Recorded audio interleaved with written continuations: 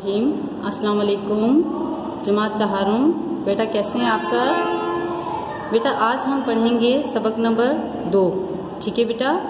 सबक का नाम है अपनी मदद आप और सफ़ा नंबर है 35। ठीक है बेटा, मैं पढ़ा रही हूँ, आप मेरे साथ पढ़ें। अपनी मदद आप। अपनी मदद आप कि हमें अपना काम खुद करना चाहिए। ठीक है ना बेटा,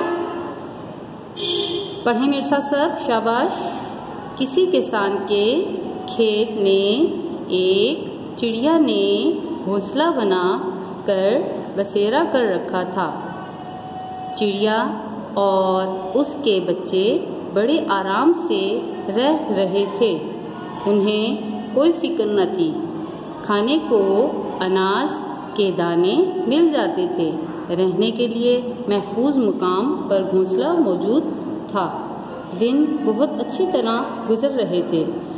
बेटा एक किसान के खेत में एक चिड़िया ने घोंसला बना रखा था और उस घोंसले में उसके छोटे छोटे बच्चे भी थे और वो बहुत खुशी से रह रहे थे। उन्हें खाने के लिए अनाज के दाने भी मिल जाते थे और उनको गुजर बसर अच्छा हो रहा था। पढ़ें मेरे साथ आगे। जब फसल पक कर तैयार हो गई तो चिड़िया के बच्चे बहुत परेशान हुए। अब वो सहमे सहमे से रहते थे। बेटा सहमे सहमे से, डरे डरे से रहते थे। वो डर रहे थे कि अब फसल की कटाई शुरू हो जाएगी और उन्हें बेघर होना पड़ेगा। वो दिल ही दिल में सोचते रहते थे कि बेहतर है हम कोई और ठिकाना तलाश कर लें, वरना मारे जाएंगे। बेटा जब किसान के खेत में फसल पक कर तैयार हो गई तो बच्चे बहुत परेशान होने लगे चिड़िया के। वो कहने लगे कि जब इस फसल की कटाई होगी तो हमें उड़ा देंगे, ठीक है ना, इससे पहले ही हमें अपना ठिकाना तलाश कर लेना चाहिए, वरना वो मारे जाएंगे। वो ये सोच रहे थे चिड़िया के बच्चे। आगे पढ़े मेरे साथ बेटा। चिड़िया बिल्कुल मुतमईन थी और चिड़िया के बच्चे तो बहुत परेशान थे, लेकिन चिड़िया तो बिल्कुल मुतमईन थी। ठीक है ना बेटा, आगे पढ़ें शाबाश मेरे साथ। उसे ज़रा बराबर फिक्र नहीं थी। वो रोज़ देखती थी कि किसान आता है और खेत पर उचटती सी निगाह डालकर बड़े इत्मीनान से वापस चला जाता है। और जब चिड़िया देखती थी कि एक किसान आता है, वो अपने खेत को देखकर सरसरी सा देखकर, तो वो उचटती मीन के मतलब सरसरी सा देखकर, एक नज़र डालकर बड़े इत्मीनान से वो वापस चला जाता है। पढ़ें मेरे साथ आगे। कभी वो अकेला होता था, कभी उसके नौजवान बेटे उसके हमरा होते थे, और कभी वो जो किसान था वो अकेला आता था और कभी उसके नौजवान बेटे उसके साथ आते थे। पढ़े आगे, शाबाश। मगर उन्होंने कभी फसल की कटाई का जिक्र न छेड़ा था। बेटा उनके बेटे भी आते थे और किसान खुद भी जब अकेला आता था तो, लेकिन उन्होंने फसल की कटाई का जिक्र ही न छेड़ा। आगे बढ़े, शाबाश। एक शाम चिड़िया आई तो उसके बच्चों ने नहायत परेशानी के आलम में उससे कहा, अब हमें फौरन यहाँ से चले जाना चाहिए। आज किसान खेत के करीब खड़ा अपने बेटों से कह रहा था कि फसल की कटाई के लिए 10-12 आदमियों का इंतज़ाम करो। सफ़ा नंबर 36 पे आ जाए बेटा। और कटाई शुरू कर दो। चिड़िया ने इत्मीनान का सांस लिया और बच्चों से कहा, फिक्र मत करो, फसल की कटाई अभी शुरू नहीं होगी। बच्चे चिड़िया की बात सुनकर चुप हो गए, मगर डरे डरे रहे। अगले दिन बच्चों ने देखा कि सारा दिन कटाई के लिए कोई भी नहीं आया। चिड़िया ने बच्चों को तसल्ली दी कि मैंने तो पहले ही कह दिया था कि कटाई अभी शुरू नहीं होगी। अब भी कहती हूँ कि अभी भी फिक्र की कोई बात नहीं, मुतमईन रहो।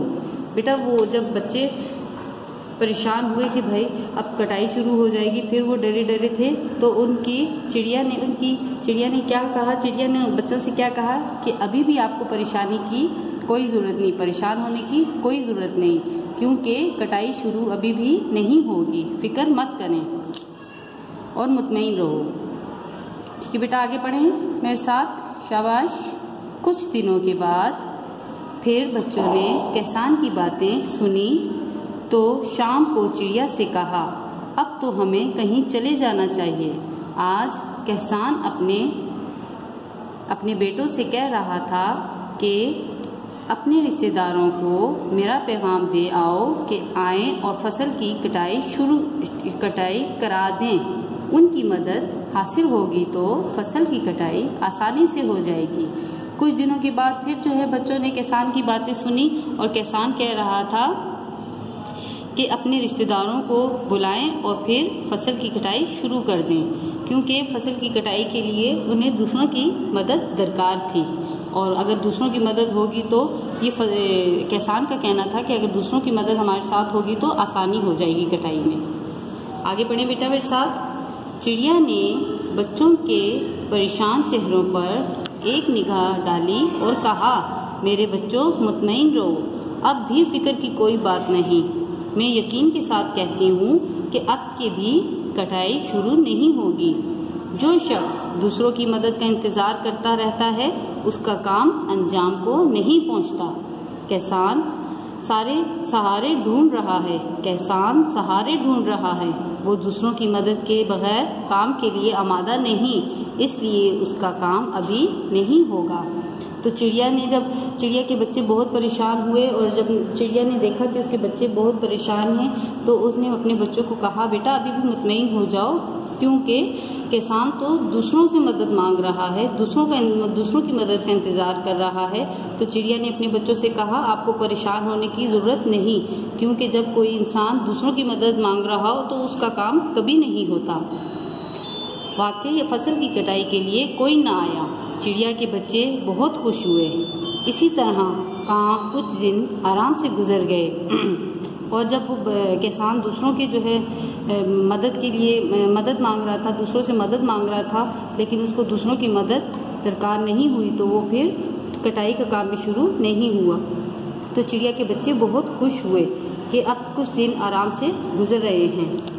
चलें बेटा आगे बढ़े मेरे साथ, शाबाश।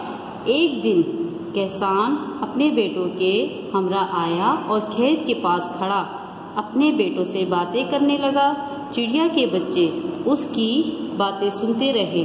शाम को चिड़िया आई तो उन्होंने उससे कहा, आज किसान अपने बेटों से कह रहा था सुबह हम खुद ही फसल की कटाई शुरू कर दें और किसी से मदद ना मांगें।